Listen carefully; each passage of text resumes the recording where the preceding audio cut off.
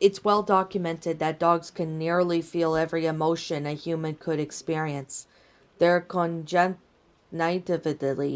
designed in such ways that they can feel happiness, sadness, anger, and especially fear. It's intriguing on how fine their minds are to that of a person, as opposed to the mindless fish swimming in a cycle of unblinking static. Now, what more complex emotions? Such things as love, shame, jealousy, guilt, or bashfulness? What happens when a dog is thrust into a situation that they have no understanding of? The animal is suddenly gone with the confusion, fear, paranoia, and no way to understand even a friction of it. To learn that friends among you may not be what they seem can bring droplets of fear into one's head. Chase was afraid, terrified and even hesitated on stepping outside. He occasionally glanced outside at the other dogs when they come out to play in the sun, trying to read their movements for anything unnatural. He especially narrowed his eyes every time Sky came into his field of vision. She seemed a little bit better, but lack of symptoms didn't always mean the sickness was gone. In some cases, the pain would suddenly vanish and could indicate the worst was about to ensue. Every now and then, Marshall would knock at his door, to which Chase rarely responded. The shepherd slipped out of that the next day, walking down while avoiding eye contact with anyone. Despite not being in uniform, he still wore his pup pack, the visible straps connecting around his body. No one knew of what weapon that lay concealed within that backpack. At all it needed was the audio of cue of Chase's bark, and it would emerge. He had received a note under his door, ordering him to travel to the park for an important briefing. Usually, Chase would discard such note and write it off as spam mail, but this note was explicitly signed by the ACG. As the wind brushed past his sides, Chase left the sidewalk as he crossed over it onto the grass. His mind was still disobeyed to his constant grips of clear in his head, the static noise filling his ears and taking a life of its own. I'm not crazy, the police dog breathed, shaking his head. He had lost significant hours of sleep, anxiety gripping him awake and leaving him too afraid to shut his eyes, even for a few minutes. He found a bright patch of grass and lay down on it, purposely straying away from the other dogs as much as he could. His attempts were futile, however. He was out of the corner of his eye and spotted by a small terrier walking over to him. Chase sniffed and, snapping his head at the other dog's direction. The terrier carried a smile on his face, feeling of joy and carelessness. Chase knew that this couldn't be the meetup. This dog was obviously an idiot, blind to the looming threat that he seemed to be aware of. Hi, the terrier smiled. I like your pup pack. Chase instantly growled in response, flattening his ears. Nothing could be trusted. Not a single one of the animals he shared the city with could be trusted. The terrier drew back in surprise, hints of confusion tossing around his face. He wasn't expecting the hostility from the shepherd, knowing full well of the reputation of the Paw Patrol carried. The terrier held up his paws defensively. I'm sorry, I... Piss off. The smaller dog whimpered slightly and hastily turned around, speeding off. Chase didn't leave the house thinking that he would pull a gun on a random dog at the park, but the parasite could be anywhere. You always talk to puppies like that? Came a voice to his left. Chase whipped his head around and relaxed slightly when he recognized the Belgian Malinois noise just before him. You told me that anything could be hiding anywhere. Chase waved it off. I swear it was driving me crazy. Awareness and vigilance are the key, sure. Cyrus nodded as he approached, but you can't snarl at every dog who comes by before you. Chase raised an eyebrow and then sat up. How do you know I know you're not infected? ACG members get screened twice a day, the Malinois explained, including me. Wait, you have a way to test yourself for the virus? Chase inquired. Cyrus nodded. You give a blood sample on the swab, he explained. You put it in the machine and it scans for you for Virox moles. If you are infected, it'll come back positive. The shepherd's eyes widened. Wait, why can't I have one of those? That's why I'm here. Cyrus reached into his pocket in his belt, pulling out a small device about the size of a box of cigarettes. It was a dull gray in color with a small screen at the hole in the bottom. It used to be for drug testing. But our engineers have modified it. The Malinois nodded, pushing it over to Chase. They're valuable and limited, so we don't usually give 'em out to like this. Chase looked up in confused expression. Why is it being given to me? You're a special case being the Paw Patrol and all. He explained it the best he could. Also, have you seen the weather? The puppy shook his head. There's a storm coming, Cyrus warned. And it's not a small one either. It's likely we'll lose communications, will go dark. You may lose power as well. Oh, how frantic. Chase hung his head in exhaustion. When that storm hits, the ACG will have to temporarily assist in emergency services, and our investigation will have to pause. The reason why I give you that device is since you're going to be up on our ankles in helping out in the public. So I'm entrusting you to start my own investigation, Chase finished. But if... He stopped for a moment, wincing at the dark thoughts returned to his head. If one of my friends ends up being, how will I call you if none of our comms have gone dark? The pup tag I gave you will still work, the Malinois pointed. It's tied to an isolated radio frequency that still works on its own. So if one of your friends become compromised... Yes, I know, I'll call you, Chase interrupted, growing agitated. Sorry, just... A little wince left his mouth as he confessed without realizing. I just don't like thinking about it. Cyrus sighed, briefly taking a moment to lick his paw. He knew Chase was just a puppy, and although he couldn't show it, he felt great sympathy for what the small dog may be about to go through. Look, I'm afraid too, he said softly. I just want all this mess to be taken care of. All these people safe, you know? After a few seconds of staring at the ground, Chase nodded slowly, saddened as he lowered himself back to the ground. It's my job to protect people. I understand, Cyrus nodded, but protecting people can be dangerous. Dogs in the army, well, they die all the time protecting their homes. That's just war. We've seen that since the dawn of time.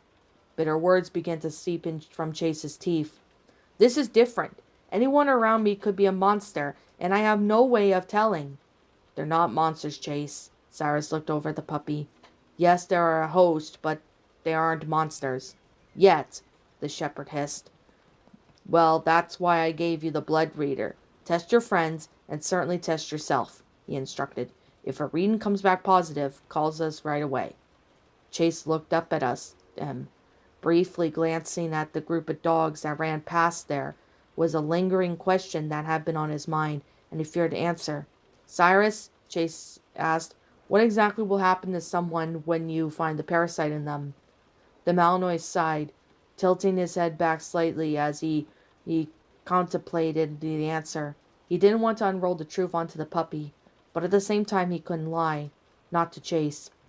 We trapped them essentially, he explained. Tried to steal them somewhere before the Veroxmals realizes that they've been compromised. If we can't do it, and it erupts out of the host, I can only hope we can push it somewhere contained. Would the host survive this? Chase asked, the voice growing weary. The larger dog looked away slightly, well aware that this answer wasn't going to be a happy one. Chase, we use this world erupt for a reason. I've seen the photos, the recordings. Veroxmals tears itself out of the host's body, emerging out as a massive gory creature. So no, the host doesn't survive. Chase nodded in understanding. Go home, okay? The Malinois offered. I need to lead the ACG in our emergency relief for the storm. Your job right now is to protect your family. My family? Chase repeated, almost not understanding the meaning of the word. He hated saying out loud, but there was no denying that he truly loved his friends. Marshall, who always made him laugh, Rocky's inspiring presence to push forward, Zuma being a shoulder to cry on, and Rubble as the one dog who everyone just adored, and Sky the cockapoo Chase had shared countless missions with. He had to protect his family. He had to protect the ones that he loved. Taking the device back home, Chase made a haste in returning to his kennel. The storm clouds were already lurking above the sky. It could only be a few hours before the rain began. As he entered his den and shut the door, a faint crack of thunder echoed above the city, a wordless warning of terror soon to come. Sitting on his bed, Chase studied the blood reader before him, not much bigger than his own paw.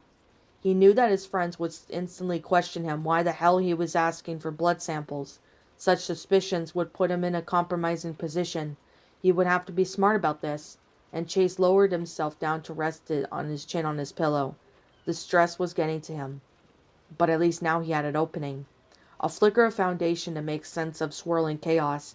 All he had to do was find a way to retrieve the blood samples from the others. It seemed crazy, but there had to be a way. There was a science into deception.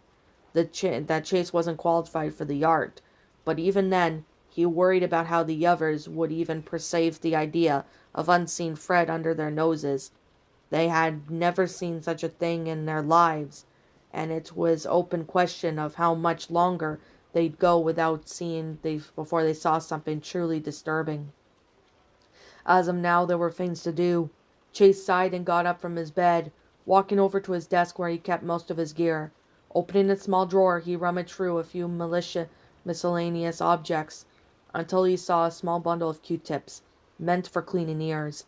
Collecting them swiftly, Chase searched a little more until he found a shiny piece of metal at the bottom. It was a thin razor blade, the kind used to make XO knives, such tools capable of making even the most precise cuts. Not practically designed for a devastating carnage, but sharp enough to gracefully slice through flesh and muscle. I should get this over with, he thought out loud, and gently carried the blade to his teeth back to his bed. He activated the small machine with the switch on his side, and the screen blazed to humming life. It merely glowed, showing a distinct lack of any screen prompts. It would be easy to forget, even on due to the lack of interaction the device offered. After a few seconds that Chase could only assume was the device configuration itself, it gave a small beep and two words flashed on the screen. Awaiting sample. Taking a deep breath, Chase sat back and held up his left paw, dropping the blade onto his right. Taking a sharp breath, he pressed the knife through the rougher skin under his paw. He went sucking the air through his teeth as he slid the blade across. All he needed was a single drop of blood, but this metal carpal pad refused to open, forcing him to hold back the sounds of pain as he drove the blade deeper, seeking to defy his own anonymity for the sake of the blood test. Gah! He breathed out, shaking slightly. His paw stung, carrying a crimson red as he dropped the blade. It was hurting as an atrocious weight, but he now had what he needed. Struggling to see through his own tears, he gripped a Q-tip and guided against the bleeding underside of his foot. The small tube instantly collected the small stream, and it caught up, turning blood red. Unable to suppress the pain any longer, Chase dropped everything he ferociously licked away at the cut until the stinging quieted. When he was sure that his paw smoothed, he turned his attention back to the blood test. He hesitated before inserting into the machine, knowing full well that his life was just a flip of a coin now. There were two outcomes, and his body faintly quivered, knowing that one result would mean the death of him. If it ended up being him, if he was the host for Vurox Malls, he would have turned himself into the ACG without a question. No one would ever see him again, and he would likely die once Vurox Malls emerged. But he was willing to give himself to keep Adventure Bay safe. Finally shoving the Q-tip in the machine and giving a whirling noise, the following seconds felt like agonizing hours, like someone was being forced to sit in the waiting room of the hospital while their loved one was being wheeled into critical care. Finally a single word flashed on the screen, a word that Chase didn't believe for a split second. Negative. He was hit with a wave of relief, and so brutal he almost threw up. Despite the roaring storm he was under, the screaming noise and static in his head, and the constant anxiety, there was finally something that put a smile over his face. He wasn't infected, at least not yet. He still had a chance to prevent the total devastation. A crack of thunder sounded in the distance, and gentle rain could be heard tapping away at the ceiling. The storm was coming in fast, soon to drape the city in darkness. He was playing a massive game of chess against the opponent he couldn't even see, and now it was time for his next move. Narrowing his eyes in a rush of determination flicked within him. Chase, all he needed to know now was for the others to partake in the blood test. He would not rest easy until all 5 of them were cleared.